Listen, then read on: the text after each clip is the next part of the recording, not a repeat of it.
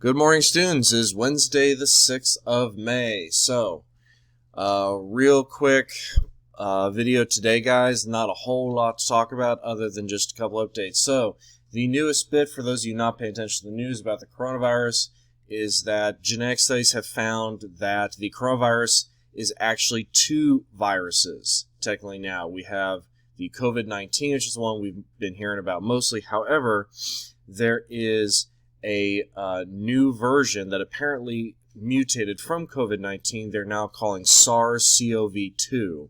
And this is one that developed in Europe and was the one that showed up on the East Coast. This is likely, with preliminary data, the reason why New York was hit so hard compared to other parts of the country, that they were hit with the much more contagious SARS-CoV-2 as opposed to the COVID-19.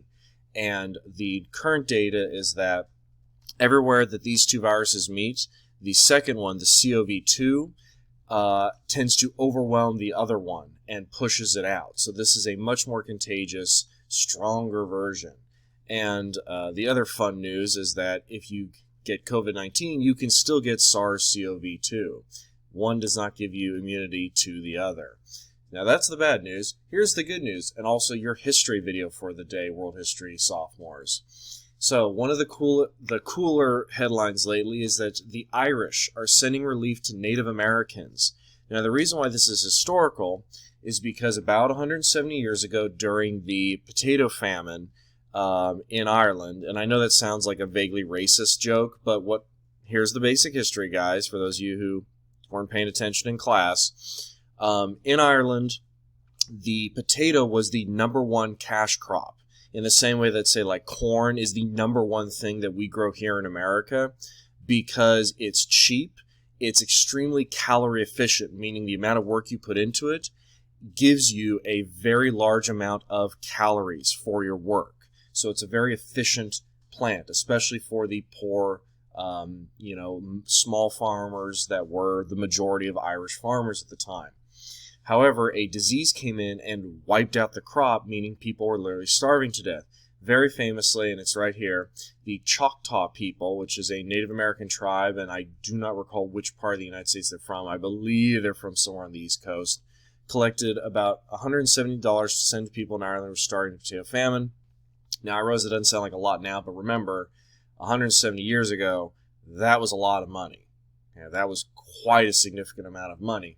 So, paying forward this literally centuries in the making debt, the Irish had begun to donate famine relief and medical supply relief for Native American tribes who have been particularly hit hard by the coronavirus, because they traditionally don't get treated particularly well by the Americans, something you'll learn about next year in U.S. history. All right, econ kids, slightly less good news, but hey, at least it's historical. The U.S. private payrolls have dropped by 20.2 million. Sorry about that, I got an email. Which is the worst job loss in the history of the U.S. recording it.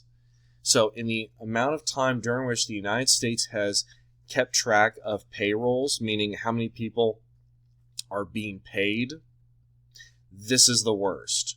So hey, new milestone.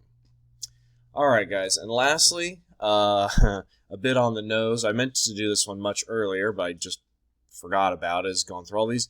But if you want to entertain yourself in a disturbingly ironic way, there is one of the considered best board games in the world is called the Pandemic series. So Pandemic is a series of board games where you attempt to stop a pandemic. There's the old school one, which I have a copy of. There's a 10th anniversary. There's all kinds of various standalone games that have variations, different kinds. There's even one, if you like creepy horror story version. Okay, apologize for my screen. My cat decided to sit on the keyboard.